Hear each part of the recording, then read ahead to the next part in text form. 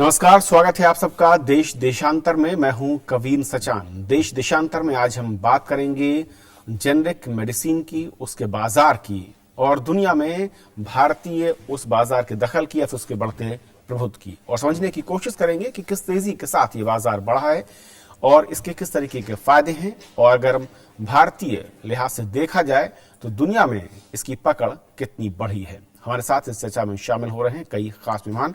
मैं उन सबका परिचय करा दूं। हमारे साथ मौजूद हैं राजीव दासगुप्ता, जो कि एसोसिएट प्रोफेसर हैं जेएनयू से। राजीव जी, स्वागत है आपका। हमारे साथ मौजूद हैं डॉक्टर सीएम गुलाटी साहब, जो कि ड्रग एक्सपर्ट हैं। गुलाटी साहब, बहुत बहुत स्वागत है आपका। हमारे साथ हैं इस वक्त प्रसन्ना कुमार होता साहब, जो कि farmer health secretary government of India से। प्रसन्ना साहब, बहुत बहुत स्वागत है आपका। सबसे पहले प्रसन्ना साहब, मैं आपसे शुरुआत करना चाहूंगा।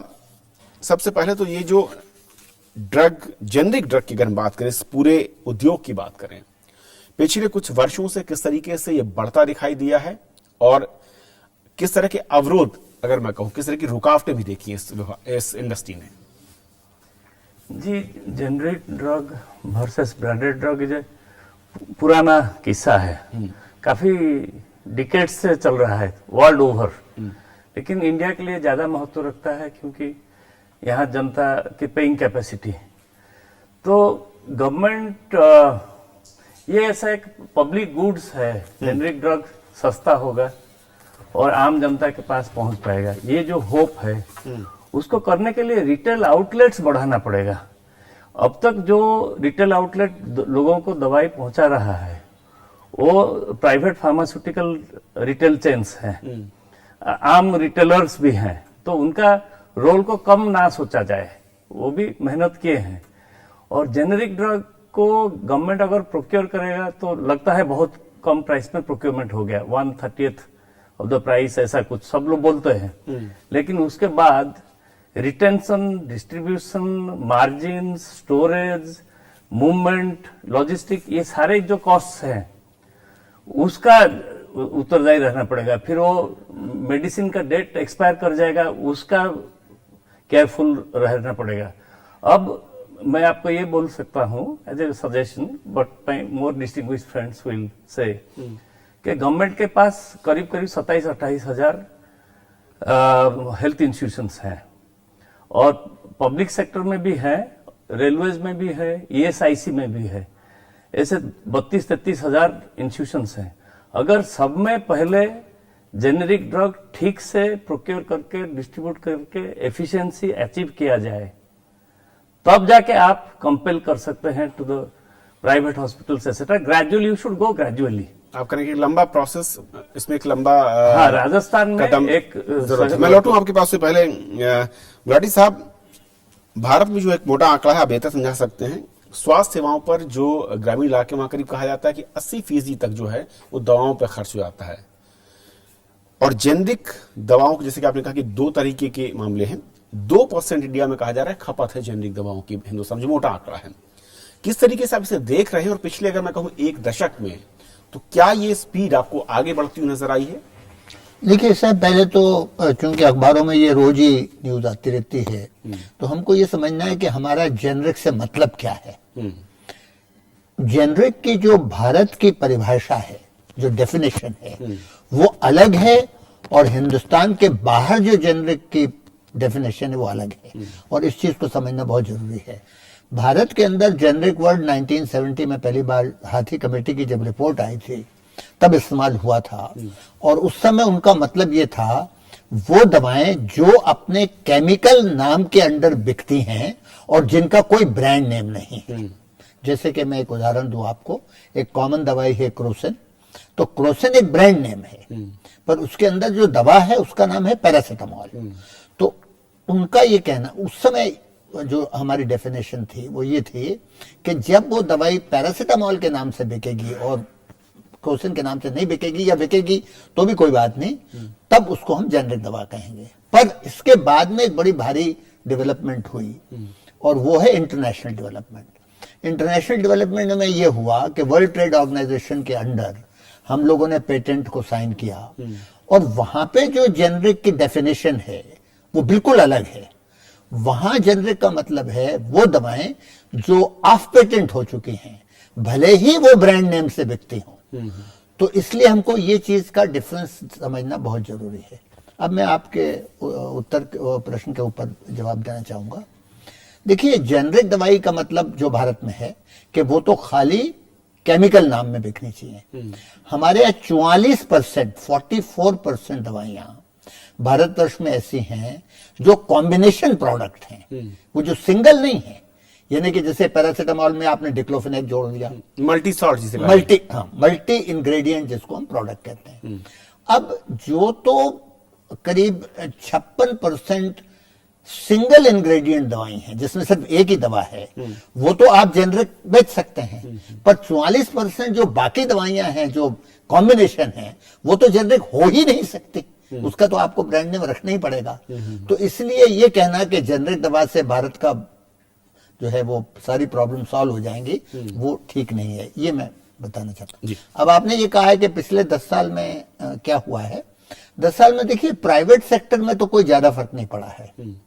अगर आप आंकड़े देखें तो ब्रांडेड दवाइयां ही 95-99% बिकती हैं, पर जो 3 राज्यों में खास करके जो डेवलपमेंट हुई है, तमिलनाडु, राजस्थान और थोड़ी सी बिहार में भी, वहां पे गवर्नमेंट ने अनब्रांडेड दवाइयां खरीद के और लोगों को बांटना शुरू किया है।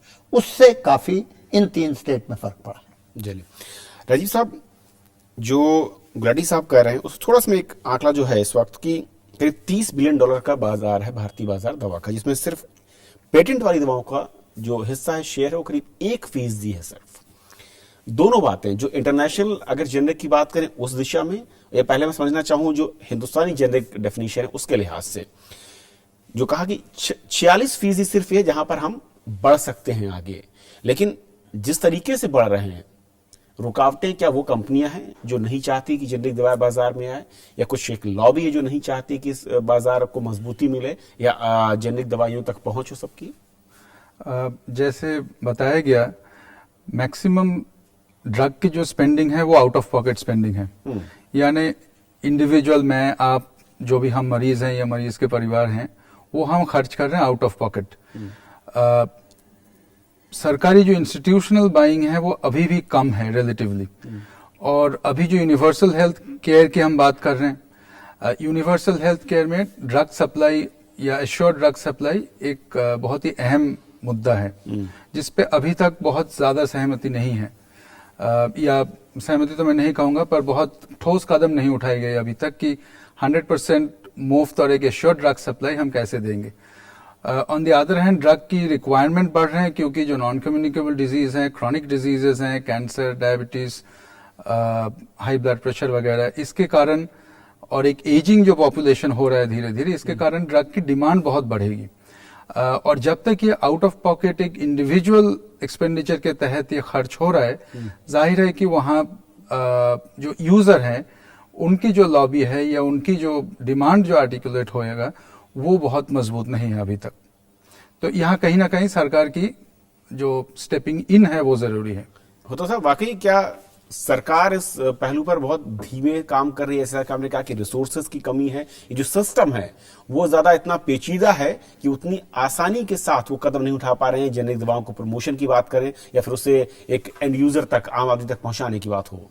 सर माफ करेंगे, मैं उड़ीसा में हेल्थ सेक्रेटरी था 1995 में, फिर 4 साल, 3 साल 4 साल रहा सेंटर में। Health is a state subject, और डिफरेंट स्टेट्स में जो पिछड़े स्टेट हैं इम्प्लीमेंटेशन में, वहां बहुत प्रॉब्लम है। आप दवाई भी पहुंचा सकते हैं, एनआरएचएम होने के बाद थोड़ा सा एफिशिएंसी आया है, थोड़ा सा मैनेजरियल स्टाफ, लॉजिस्टिक वगैरह इंप्रूव किया है, फिर भी तैयारी, प्लेटफॉर्म नहीं था to make a rapid and swift change. और लेकिन ग्रेजुअली जेनेरिक ड्रग्स आना चाहिए। एंड सिर्फ जेनरिक का क्यों बात कर रहे हो, अगर access to medicine at cheaper cost का बात है, एक तो साहब, भाई प्रोफेसर साहब ठीक बोले कि insurance company should also start putting pressure on medical chains कि आप जेनरिक दवाई यूज करो चीपर कॉस्ट में, not at the higher cost. एक है हम लोग का अपने माइंडसेट सीजीएचएस में अगर हम जेनरिक ड्रग देने की कोशिश करते थे, हमारे कोलिग्स हमें फोन करते थे, ये क्या बात है, आप क्यों फलाना ग्लैक्सो का नहीं देंगे, फलाना का नहीं देंगे। यानी कि जेनरिक दवा को लोअर माना जाता है, भरोसा उतना नहीं किया जाता। ये एक माइंडसेट है, अगर आप खुद सोचिए और घर में जाके पूछिए। और तीसरा है कि logistic arrangement has to be very clear. एक अनाउंसमेंट आप कर देंगे, मैं देखा वेस्ट बंगाल में लिखा है जेनरिक ड्रग मिलता है, तो लेकिन दुकान बंद था। अच्छा, दूसरा है, मैं पॉइंट जो बोल रहा था कि ओटीसी एक मिस्टिफिकेशन है मेडिकल साइंस में, to maintain the supremacy of the caregiver doctor. थोड़ा ओटीसी का बढ़ा सकते हैं, क्योंकि लिटरेसी बढ़ा है, कॉन्शियसनेस बढ़ा है, इंटरनेट इंफॉर्मेशन सिस्टम बढ़ा है, तो उससे भी कॉस्ट कम हो सकता है। जी गुलाटी साहब, क्या वाकई यही वजह है कि जेनरिक मेडिसिन को लेकर एक जो इमेज है एक आम आदमी के जहन में, वो यही है कि शायद उतनी अच्छी कारगर ना हो, लो स्टैंडर्ड की दवा है। ये भी एक बड़ी वजह है कि ये उद्योग उतनी तेजी के साथ नहीं पनपा या मजबूती के साथ खड़ा नहीं हो पा रहा है। देखिए, पहले तो हमको ये समझना है कि कोई भी आप फील्ड में जाइए, मेडिसिन को छोड़िए, आप शूज में जाइए, टूथपेस्ट में जाइए, किसी में भी जाइए, एक जनरल पब्लिक जो है वो ब्रांडेड मेडिसिन प्रोडक्ट खरीदना चाहती है। ब्रांड लवर हो गई है। ब्रांड लेवल तो सारी दुनिया में हुई है, भारतवर्ष में नहीं हुई है। और उसकी वजह ये है, उसके देखिए वो इतनी कोई मूर्खता की बात नहीं है जितने कि हम ये कहें कि नहीं। मेन चीज ये है कि जो मैन्युफैक्चरर अपना ब्रांडेड प्रोडक्ट बेचते हैं, चाहे वो कोई भी हो, जैसे मैंने कहा टूथपेस्ट, अब टूथपेस्ट आप सब चीजें सब आप कल को ये कहें कि अब आगे से टूथपेस्ट जो है बिना ब्रांड के बिकेगी, आप क्या खरीदेंगे उसको? क्या उसके ऊपर क्या लिखा होगा? टूथपेस्ट लिखा होगा। उसकी क्वालिटी के कौन जिम्मेदार है, उसकी ट्रेसेबिलिटी आप कैसे करेंगे? देखिए, अब मेडिसिन के फील्ड में एक बड़ी भारी प्रॉब्लम है, वो ये है कि सपोजिंग मेरे को डॉक्टर ने एक ब्रांडेड अनब्रांडेड, मैं आमतौर पे जेनरिक वर्ड इस्तेमाल करने के फेवर में नहीं हूं, क्योंकि उससे कंफ्यूजन होता है। इंटरनेशनल डेफिनेशन अलग है और नेशनल इंडियन डेफिनेशन अलग है, तो that is why I prefer to use the word unbranded. ठीक है ना? पहली बात तो यह है कि 44% दवाइयां तो हम अनब्रांडेड खरीद ही नहीं सकते, क्योंकि वो तो कॉम्बिनेशन प्रोडक्ट है, तो उनको तो आप छोड़िए। इसका मतलब यह कि पार्शियल सोल्यूशन ही है जेनरिक, फुल सोल्यूशन नहीं है। अब आप आइए सिंगल इंग्रेडिएंट प्रोडक्ट के ऊपर। अब मुझे डॉक्टर लिख के देता है कि साहब आप पैरासीटामोल ले लीजिए, आपको बुखार है आप ले लीजिए। अब मैं वहां गया और उन्होंने मेरे को दे दी। अब ना उसका कोई बिल, ना उसका कोई बैच नंबर, ना कुछ। अब उससे मैं ठीक हूं या नहीं हूं, तो इसकी मैं जांच भी नहीं कर सकता। इसकी कंप्लेंट मैं किसको करूंगा? क्योंकि मुझे कोई पैरासीटामोल का वो तो देगा नहीं बिल, 5 गोली का 3 रुपए या 5 रुपए का। तो प्राइवेट सेक्टर में बहुत सीरियस प्रॉब्लम है जेनरिक मेडिसिन की प्रमोशन की। और मेरा अपना भी ये व्यू है, और मैं 32 साल से यही काम कर रहा हूं, कि मैं नहीं समझता कि इसमें कोई बहुत ज्यादा जो है प्रोग्रेस होने वाली है। होता सर ये, हाँ सुनिए, हाँ ये बात मैं मानता हूं और मैं उसको सपोर्ट भी करता हूं कि जो गवर्नमेंट बल्क प्रोक्योरमेंट है, वो रेलवेज हो, ईएसआई हो, सीजीएचएस हो, सेंट्रल गवर्नमेंट हो, स्टेट गवर्नमेंट हो, उनको डेफिनेटली जो है जेनरिक मेडिसिन खरीदनी चाहिए, क्योंकि उनमें उनको 2 फायदे हैं। एक तो ये है कि जब भी वो बल्क में खरीदेंगे तो जो बेचने वाला है, जो मैन्युफैक्चरर है, वो भी जरा ध्यान से देगा, क्योंकि उसको पता है कि अगर ये टेस्टिंग हो गई तो एक तो मेरे को शायद जेल जाना पड़े, उसको तो छोड़िए, पर मेरी बदनामी होगी और आगे से मेरा को ब्लैकलिस्ट कर दिया जाएगा। दूसरा, जो खरीदने वाली संस्था है, जैसे रेलवेज हो गई या ईएसआई हो गई, उनके लिए भी अगर उन्होंने एक पर्टिकुलर टेबलेट जो है वो 5 लाख खरीदी या 10 लाख खरीदी, तो उनके लिए उसमें से 6 स्ट्रिप निकाल के वो टेस्टिंग के लिए भेज सकते हैं, और वो ये कह सकते हैं कि भाई दीज आर ऑफ हाई। एक चीज सुनिए, क्या हिंदुस्तान में होता था, आप क्योंकि सरकार के संस्थानों में रहे हैं, ये रूल किस तरह से है कि अगर जेनरिक दवा है तो उसकी बिलिंग नहीं होगी, उसका बिल नहीं लिया जाएगा या बिल नहीं दिया जाएगा, या उसको पकड़ने में कहीं कोई दिक्कत है? अगर वो जेनरिक दवा उस मानक की नहीं है, या वो उतनी इफेक्टिव नहीं है, या उससे कुछ गड़बड़ होती है, तो क्या उसे पकड़ना मुश्किल है? नहीं साहब, वो नहीं मीन कर रहे थे। वो कह रहे थे कि मार्जिन इतना कम हो जाएगा, ये जो detail billing for small retailing will become difficult. वो नहीं कह रहे थे कि, वो भी सहमत है कि पहले होना चाहिए, पहले गवर्नमेंट अपने आउटलेट में जेनरिक करके दिखाए कि सक्सेसफुल हो रहा है, लोगों के पास सस्ते में पहुंच रहा है, और साथ ही साथ ओटीसी का भी बढ़ाइए और करके आहिस्ता आहिस्ता go gradually, don't disrupt the system. Okay Rajiv साहब, ये जो पेच है ग्रोथ में इस सेक्टर में, क्या यही एक पेच दिख रहे हैं या फिर इसके कुछ और दूसरे रीजंस भी आप देख रहे हैं कि मार्केटिंग के लिए जेनरिक जो मेडिसिन बनाने वाले उनके पास वो पैसा नहीं है, रिसर्च या फिर जो ब्रांडिंग की बात आ रही वो एक बड़ा अवरोध उनके सामने ब्रेकर है? ना, अब तक जो कारण जो बताई गई ये सारे जेन्युइन कारण है, इंक्लूडिंग द डॉक्टर्स और the practitioners reluctance to write generic. मेरे ही दोस्त है जो कहते हैं नहीं यार, मैंने पेशेंट के रिस्पॉन्सिबिलिटी ले रखा है, मैं कैसे बिना ब्रांड के कोई दवाई दे दूं। और ये भी अगर आप डॉक्टर के पॉइंट ऑफ व्यू से सोचें, ये भी एक जेन्युइन कंसर्न है। जैसे कह रहे थे टूथपेस्ट, अगर सिर्फ टूथपेस्ट लिखा हुआ है क्या हम खरीदेंगे?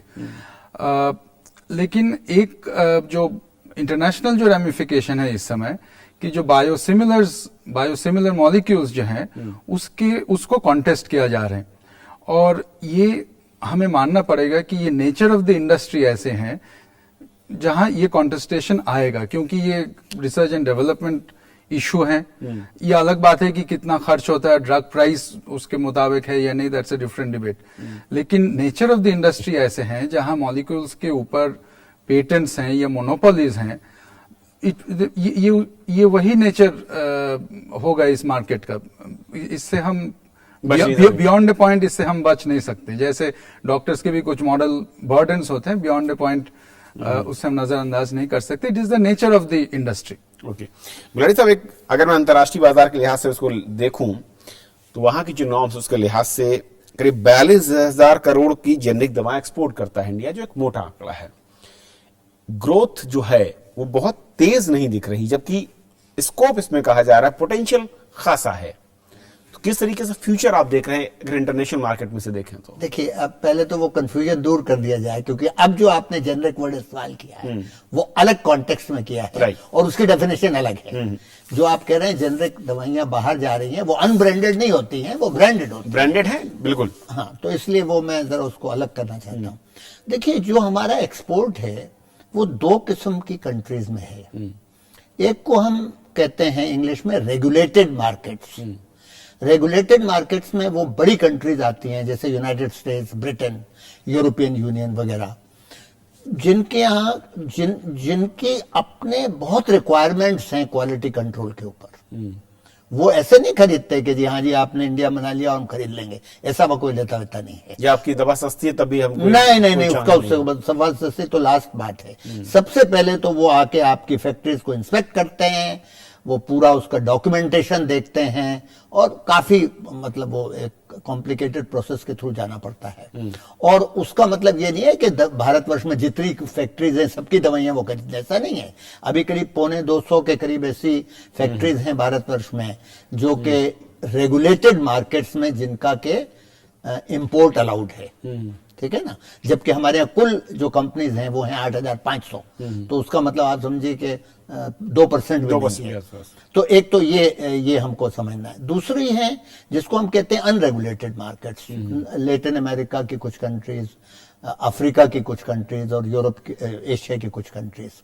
ये लोग जो हैं ये सिर्फ WHO सर्टिफिकेशन मांगते हैं, यानी कि आपकी जो फैक्ट्री है वो गुड मैन्युफैक्चरिंग प्रैक्टिसेस को फॉलो करे और आपके पास में WHO का सर्टिफिकेट हो। नहीं, क्या तो ये दो अलग अलग किस्म की मार्केट हैं। अब जो सारा पैसा है वो पहली वाली मार्केट में है, यानी कि रेगुलेटेड मार्केट में है। और सेकंड जो मार्केट है वहां तो काफी कंपटीशन है और काफी प्राइजेस कट। तो इस फर्स्ट मार्केट में क्या इंडिया के अगर मैं कहूं कि इस इंडस्ट्री के वो कुछ आगे बढ़ते हुए कदम दिख रहे हैं? कंपटीशन जिस तरीके से है और कुछ जगहों से मैं कहूं कि बड़ा कंपटीशन कहूं कि है। देखिए, वहां एक जो सबसे बड़ी दिक्कत है वो तो लीगल है, और वो दोनों लेवल पे है। पहली लीगल तो ये है कि आप वहां पे सिर्फ वही दवाइयां एक्सपोर्ट, वो लोग वहां वही दवाइयां इंपोर्ट आप कर सकते हैं जो कि ऑफ पेटेंट हैं, और ऑफ पेटेंट हमारे कानून में नहीं, उनके कानून में होना चाहिए। तो एक तो वो सबसे बड़ा झगड़ा है। तो उसमें से जो जितनी लेटेस्ट मेडिसिन हैं वो तो वैसे ही आउट हो गई, क्योंकि वो तो सारी पेटेंट है और पेटेंट 15 से 20 साल चलता है। तो एक तो वो प्रॉब्लम है। दूसरी यह है कि उनका जो इंस्पेक्शन का सिस्टम है वो इतना इलाबोरेट, एक्सटेंसिव है कि हमारे यहाँ की आप ये समझिए 95% से क्या 98% फैक्ट्रीज तो अप्रूव ही नहीं होंगी यानी उन अगर मानकों वहाँ- पर खरी नहीं उतरती हैं। प्रदीप श्रीन भी हमें जुड़ चुके हैं, प्रिंसिपल कॉरेस्पॉन्डेंट हैं दैनिक भास्कर से। प्रदीप जी, बात हो रही थी जेनेरिक मेडिसिन की इंडिया के लिहाज से भी, और अगर इंटरनेशनल मार्केट में देखूं तो इस पूरी इंडस्ट्री को किस तरीके से आगे बढ़ती हुए आप देख रहे हैं? क्योंकि आप थोड़ा सा देरी से आए, हमने चर्चा की पहले कि देश के अंदर जेनेरिक मेडिसिन की, लेकिन अब हम बात कर रहे हैं कि इंटरनेशनल मार्केट में ये इंडस्ट्री किस तरीके से खड़ी हो सकती है, जो अवरोध है उनके बीच में कैसे आगे बढ़ती हुई नजर आ रही है आपको? देख, जेनरिक मेडिसिन की अगर आप बात करेंगे तो एक चीज तो बहुत क्लियर है कि पूरे वर्ल्ड में सबसे ज्यादा जेनरिक मेडिसिन जो है वो भारत ही प्रोड्यूस कर रहा है, पहला। इसके अलावा दूसरा जो हम लोग सबसे ज्यादा ध्यान देते हैं वो ये कि WHO में जितनी ज्यादा रिकमेंडेड दवाइयां जो दी जा रही हैं वो इंडिया से सबसे ज्यादा प्रोड्यूस होती हैं। वर्ल्ड में सबसे ज्यादा वैक्सीनेशन हम ही लोग प्रोड्यूस कर रहे हैं और हम ही सबको देते हैं। और इंटरनेशनल में अगर आप देखें तो एड्स की दवाइयां जो हैं वो अगर कोई और प्रोड्यूस नहीं कर पा रहा है तो हम लोग जेनरिक दवाएं बनाते हैं और हम दे रहे हैं। आने वाले टाइम में आप इस तरह से देख सकते हैं कि इंटरनेशनली ज्यादातर कंपनीज जो है, बड़ी कंपनियां, वो भारतीय जेनरिक कंपनियों का ही अधिग्रहण क्यों कर रही हैं और वो कोई नया फार्मा कंपनी यहां नहीं लगा रही। इसके पीछे साफ रीजन है कि सारे इंटरनेशनल यूरोपियन कंपनीज और जितनी भी जापानीज कंपनीज हैं स्पेसिफिकली, ये सारे के सारे चाह रहे हैं कि अब इंडिया में क्योंकि बहुत बड़ा स्कोप है इसलिए सबसे ज्यादा पैसा वो यहां लगा रहे हैं। और उसके साथ साथ ये सारा पैसा लगा के आने वाले 10 सालों को और 20 सालों में जो जेनरिक दवाई की जो एक कंपटीशन, एक मार्केट बन रही है, उसको देखते हुए ये सारा पैसा लगा रहे हैं। तो मतलब एक अच्छा फ्यूचर है जी प्रदीप। लेकिन गुलाटी साहब, उनका ये भी मत है, आपने शायद सुना भी होगा कि असल में दो तरह की इंटरनेशनल मार्केट है। एक वो जो कि WHO जैसे संस्थान है जहां पर भारत सप्लाई करता है, और दूसरी वो मार्केट है जहां पर मोटा पैसा है, मुनाफा है, यानी कि लेकिन वहां के नॉर्म्स बहुत ज्यादा कड़े हैं जिस पर भारतीय कंपनियां, भारतीय उद्योग जो है ये करीब करीब फिट नहीं बैठता है, मानकों पर खरा नहीं उतर पाता है। देखिए, अभी थोड़ी देर पहले मैं गुलाम नबी आजाद जी के साथ ही बैठा हुआ था और उन्हीं के साथ बात कर रहा था, खासतौर पे इसी बात पे कि ये WHO में और जिस तरह से इंटरनेशनली स्टैंडर्ड है, क्या हम गिर रहे हैं। मुझे उन्होंने ही बताया कि FDA जो कि अमेरिका का एक नियंत्रक है, सारी चीजों को रेगुलेट करता है, उन्होंने अपना एक ऑफिस इंडिया में खोला है। उसके पीछे का रीजन उन्हें साफ नजर आ रहा है कि FDA से सबसे ज्यादा अप्रूव्ड जेनरिक ड्रग्स जो हैं वो इंडिया से ही हैं। और इसी वजह से FDA को लग रहा है कि मार्केट इतना बड़ा है, इसी वजह से वो लोग इंडिया में अपनी रेगुलेटरी यहाँ कर रहे हैं। और अगर FDA अगर अप्रूव कर रहा है इसका मतलब इंटरनेशनली बाकी सब लोग FDA को ही फॉलो करते हैं। तो इसी वजह से, उस फॉलो करने की वजह से क्या होता है कि जब एक बार FDA से अप्रूव्ड है तो ज्यादातर इंटरनेशनल मार्केट में प्रॉब्लम नहीं आती है। जी वाकई होता साहब, FDA का भारत में अपना दफ्तर खोलना और उसके बाद जो प्रोसेस है, जैसा कि प्रदीप बता रहे हैं, एक पॉजिटिव सिग्नल है और स्कोप खासा बढ़ता नजर आ रहा है। जी, हम FDA की बात कर रहे हैं, लेकिन अपना drug controller general of India, I am ashamed but I am being truthful, उस काडर को जैसे हम लोग बढ़ाना चाहिए था, हम नहीं बढ़ा पाए हैं। We have not equipped it sufficiently to take up the additional load. फिर भी एक पॉजिटिव बात बोलूंगा कि जो कम्युनिकेबल डिजीजेस हैं, TB, malaria medicine etcetera, now the distribution is more efficient. Health का नाम है जो पब्लिक हेल्थ बोलते हैं, पब्लिक हेल्थ बोलते तो सब हैं, लेकिन एफिशिएंसी इन पब्लिक हेल्थ किसी का इंटरेस्ट खास नहीं रहता है। और कुछ IAS ऑफिसर आते हैं जाते हैं बस, but when the main stream doctors really become implementers rather than advisors और publication makers और running to Geneva, तब जाके देश सुधरेगा। चलिए राजीव साहब, एक आखिरी कमेंट आपसे भी, जो FDA की बात की प्रदीप ने, जिस तरीके से स्टैंडर्ड बढ़ा है, मार्केट बढ़ रहा है, भारत में पोटेंशियल है, इसलिए FDA अब खड़ा हो रहा है यहाँ पर आकर और आपको आगे बढ़ाने की कोशिश कर रहा है, या कुछ दूसरे रीजंस भी हैं? और क्या हम उसकी जो मानक हैं जिसकी बात रेड्डी साहब कर रहे थे उनको तेजी के साथ शायद फॉलो भी कर रहे हैं और आगे बढ़ रहे हैं उस पर? नहीं, रीजंस तो कई हैं, कुछ पॉलिटिकल इकोनॉमी रीजंस भी होंगे। द थिंग इज कि सरकार के सामने थ्रस्ट एरिया क्या है? Availability of drugs for the majority of Indians या प्रोमोटिंग द बिजनेस, यानी एक्सपोर्ट बिजनेस। ऐसा नहीं है कि एक दूसरे के कॉस्ट पर हो, दोनों अपनी अपनी जगह, दोनों की जरूरत है। लेकिन अगर सारी इंडस्ट्री इसी हिसाब से ओरिएंट करता है कि एक्सपोर्ट के हिसाब से ओरिएंट करता है, फिर there is a problem with internal supply. तो ये टाइट रोप वॉकिंग है सरकार के लिए, दोनों को प्रोत्साहन देना पड़ेगा, but not one at the cost of the other. चलिए, बहुत बहुत शुक्रिया आप सभी मेहमानों का हमारे साथ इस एक लास्ट पॉइंट अगर बोलूं जी होता था overall efficiency in entire health sector has to improve, particularly the public health sector.